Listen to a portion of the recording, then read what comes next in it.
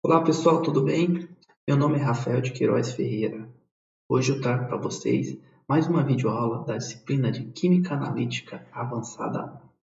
Nessa videoaula nós falaremos sobre o equilíbrio ácido-base, parte 1. Com certeza, a maioria das pessoas associam a palavra ácido a essa imagem. Na verdade, o adjetivo azedo ou ácido é provavelmente uma das palavras mais antigas em todas as línguas, pois era uma sensação muito precoce observada ao comer frutas e outros alimentos. No inglês científico moderno, o adjetivo acidic e o substantivo acid são usados comumente. Esses termos entraram no inglês por meio do francês acidez no século XVI e foram derivados do latim acidus, que significa azedo ou agudo. Foi um longo caminho desde a percepção de um sabor azedo, como representado no rosto dessa criança, até a consolidação das chamadas teorias ácido-base. Nós vamos então, a partir de agora, traçar uma visão rápida da história das teorias ácido-base. E começaram com Johann Rudolf Glauber. Glauber percebeu que os ácidos e bases representam princípios opostos e declarou que sais são os produtos de uma reação entre eles.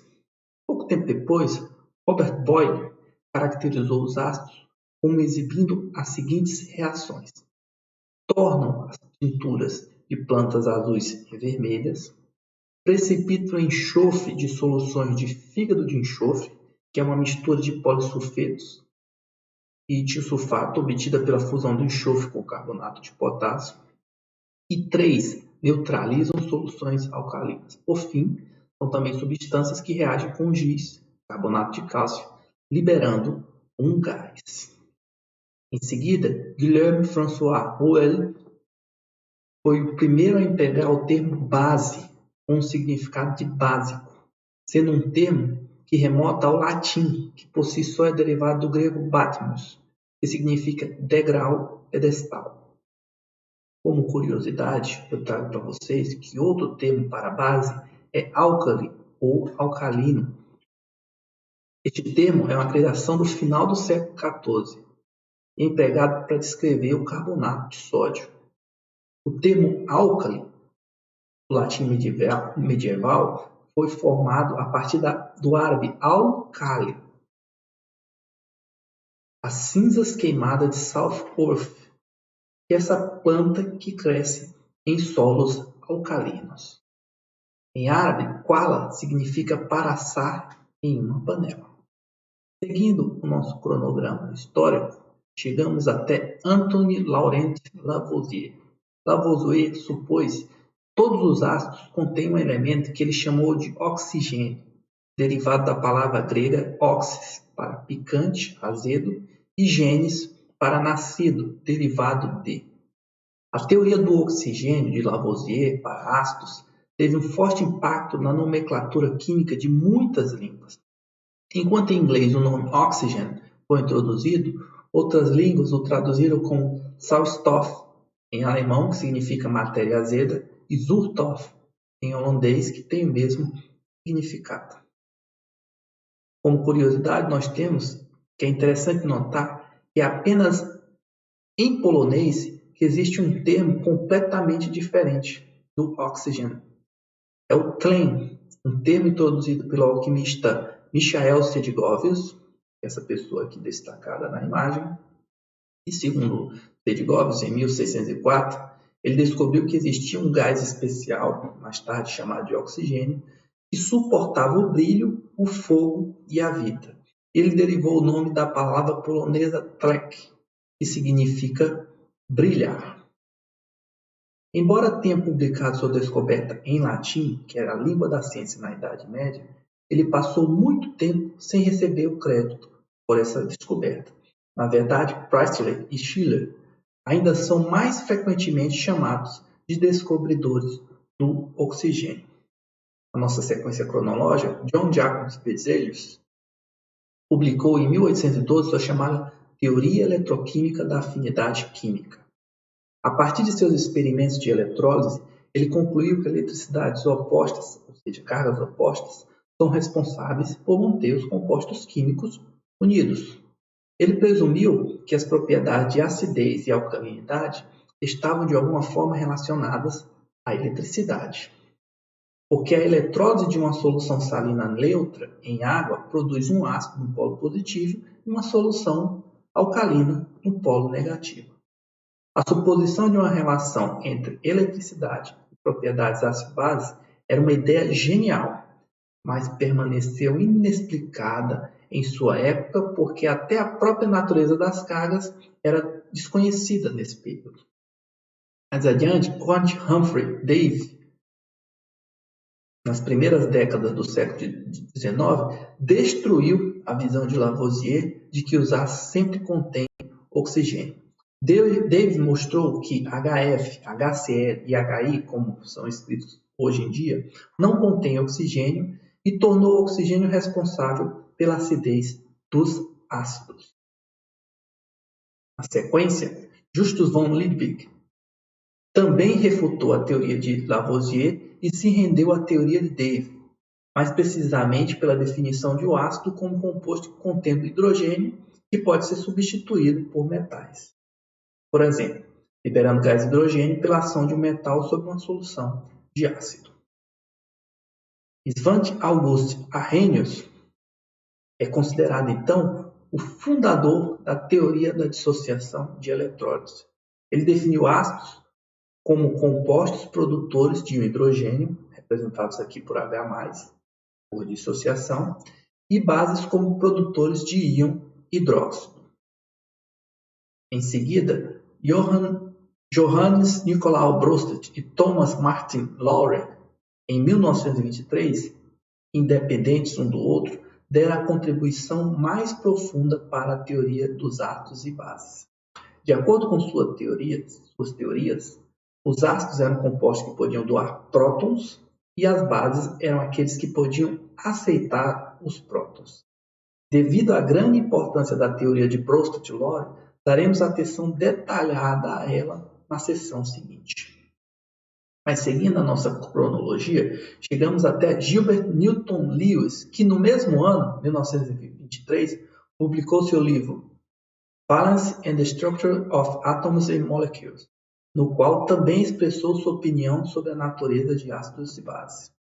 Sem saber dos artigos de Bronsted e Lowry, ele também afirmou que os ácidos doam prótons e bases os aceitam, mas ele foi além. Em suas próprias palavras, ele disse o seguinte: parece-me que, com total generalidade, podemos dizer que uma substância básica é aquela que tem um único par de elétrons que pode ser usado para completar o grupo estável de um outro átomo, e que uma substância ácida é aquela que pode empregar um único par de outra molécula para completar o grupo estável de um de seus próprios átomos.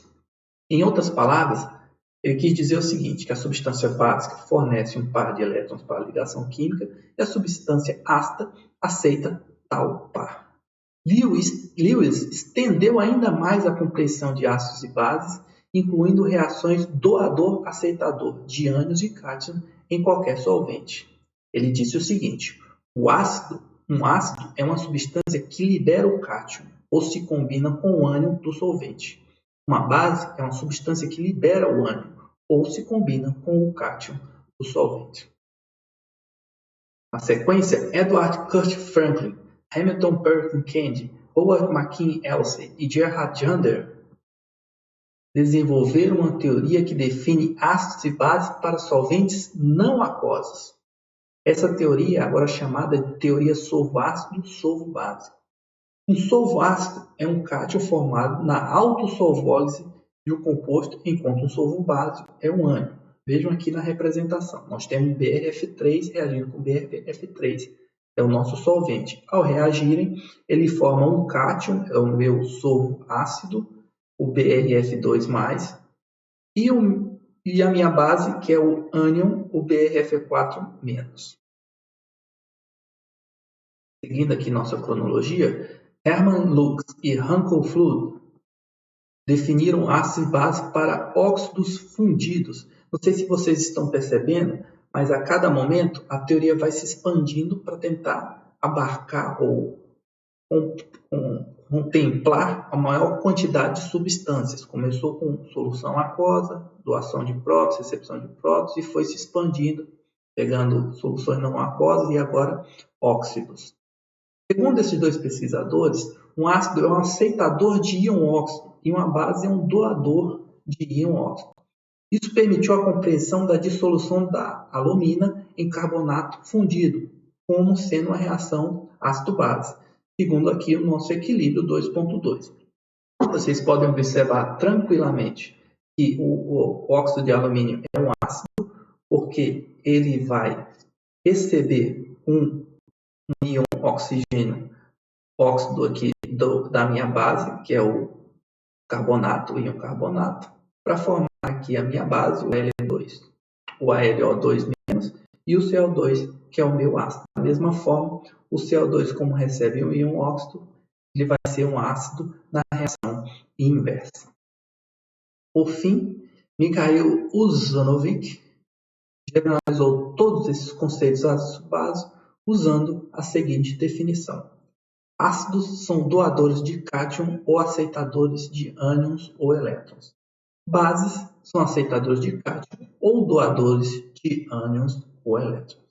Caso você esteja, uma comparação desta definição com o que Lewis afirmou em seu livro, em 1923, identifica uma concordância bem significativa, de forma que a teoria de Uzanovic ela contém todos os outros conceitos já definidos até o momento. A única diferença é que Lewis considerou apenas um par de elétrons e não incluiu reações redox, como transferência de um único elétron ou multieletrônicas. Caso você tenha curiosidade em saber mais sobre as teorias ácido-base, eu recomendo a leitura desse artigo da Revista Química Nova na Escola, Teorias ácido-base do século XX, e que também vocês deem uma visualizada nessa videoanimação que está disponível na nossa plataforma da disciplina e fala sobre as principais teorias ácido-base. Teoria de Arrhenius, Bronsted-Lawrence e Lewis. Seguindo aqui nossa videoaula, nós falaremos agora sobre a quantificação da força de ácido e base de acordo com a teoria de Bronsted-Lawrence, que vai ser o foco aqui dessa videoaula.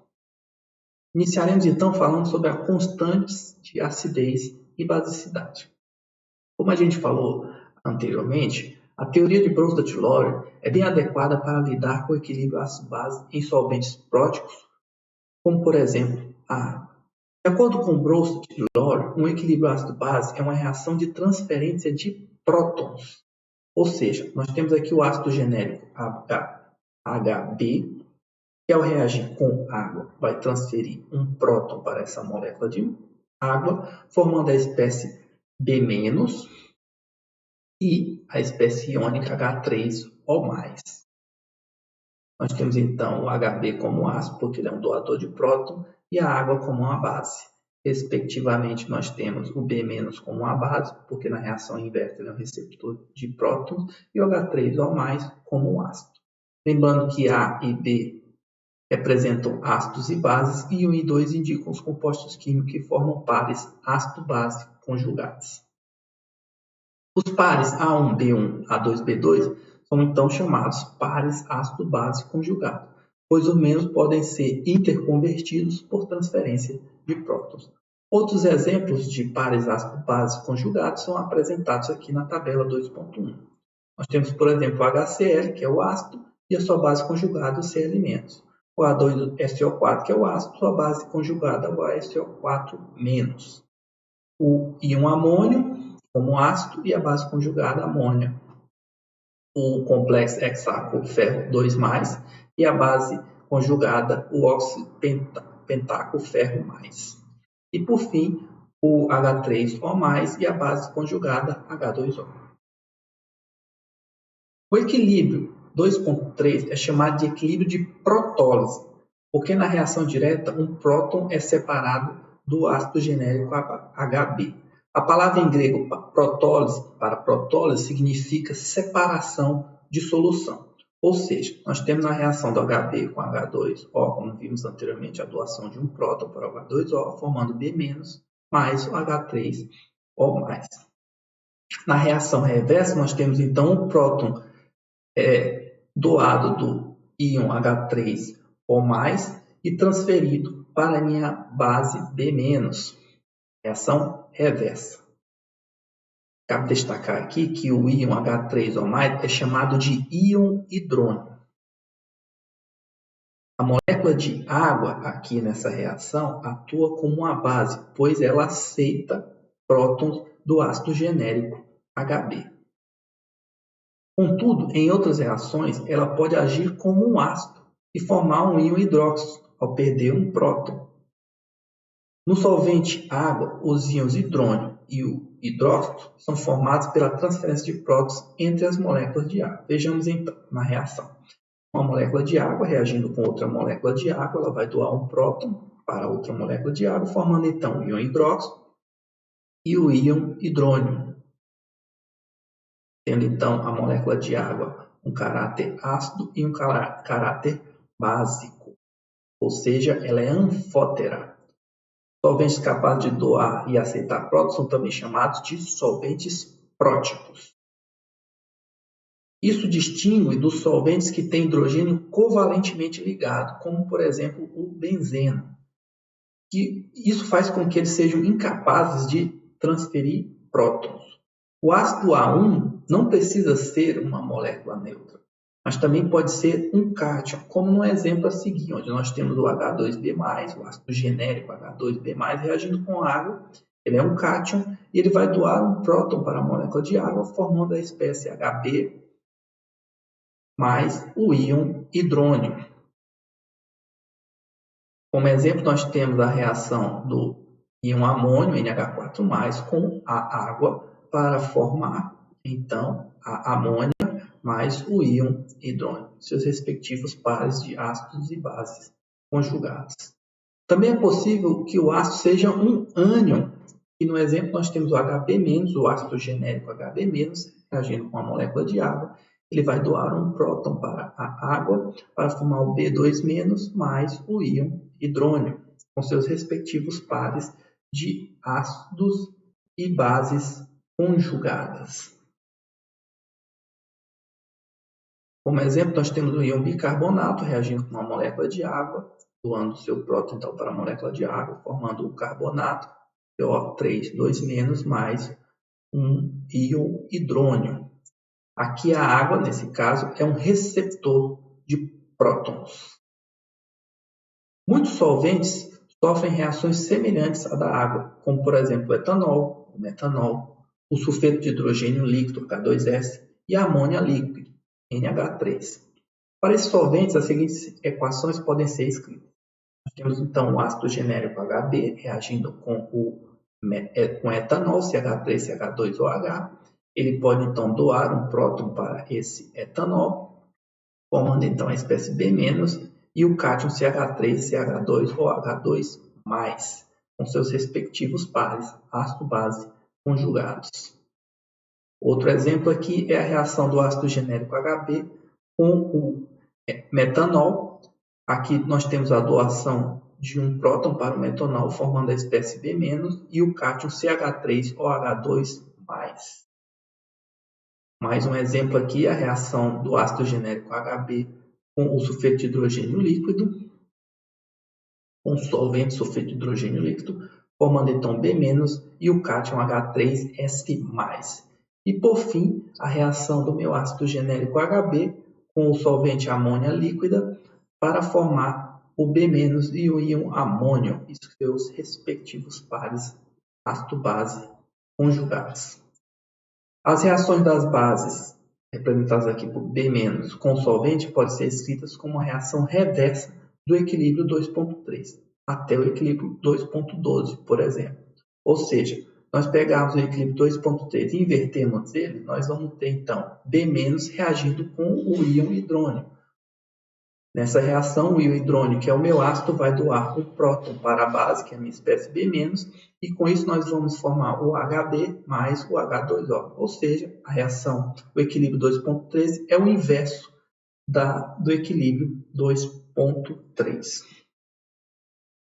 No entanto, uma vez que a concentração de um hidrônio é muito pequena em água pura, faz mais sentido considerar a reação da base como o substituinte principal do solvente, ou seja, H2O. Então, nós substituímos aqui por H2O ao invés de hidrônio, e com isso nós temos a doação de um próton da água para a minha base, o B-, para formar o HB mais OH, com seus respectivos pares ácido-base conjugado. Bem, pessoal, essa foi a nossa videoaula de hoje. E para finalizar, eu deixo aqui uma atividade assíncrona para vocês. Eu peço então que vocês pesquisem e elaborem um texto dissertativo de até 3 páginas, apresentando as teorias ácido-base de Arrhenius, Bronsted-Lewis, Lewis e Usanovich. Faça então um comparativo e apresente as principais vantagens e desvantagens, se houverem, é claro, de cada um. Uma dica: vocês podem usar um material complementar disponibilizado na 3ª semana de curso na plataforma Google Sala de Aulas, que é com certeza um bom exemplo de ponto de partida para o estudo de vocês. Essa atividade deve ser entregue até às 23h55 do dia 26 de setembro. Desejo então uma excelente semana para todos vocês. Obrigado pela atenção e até a próxima videoaula.